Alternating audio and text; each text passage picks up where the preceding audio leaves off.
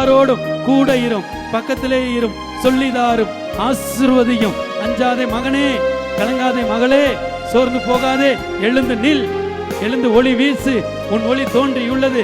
நான் உனக்கு அதிசயம் செய்வேன், அற்புதம் செய்வேன், ஆசீர்வதிப்பேன், கரம் பிடித்து காப்பேன் என்று சொல்லி எழுந்து நிற்க வைத்தருளும்.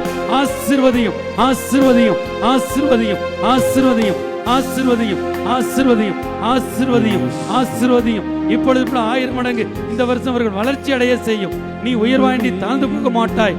உன் வருங்காலம் வளமானதாய் இருக்கும். உன் நம்பிக்கை வீண் போகாது மகளே, மகனே என்று சொல்லி இவர்களோடு இருந்து இவர்களை கனப்படுத்தும், திடப்படுத்தும், ஆற்றுப்படுத்தும். அழாது, உன் அழுகை நிறுத்து, நீ கண்ணீர் வடிக்காதே, உன் விண்ணப்பத்தை கேட்டேன், நான் உனக்கு செவி சாய்ப்பேன் என்று சொல்லி, இதோ இனி ஒரு பொழுதும் நீ அழக்கூடாது என்று சொல்லி, அப்பா இவர்களுக்கு வேண்டிய விண்ணப்பத்தை நிறைவேற்றியெல்லாம். குறிப்பாக இந்த நேரத்தில் நோய்க்காக ஜெபிக்கிறோம் தகப்பனே.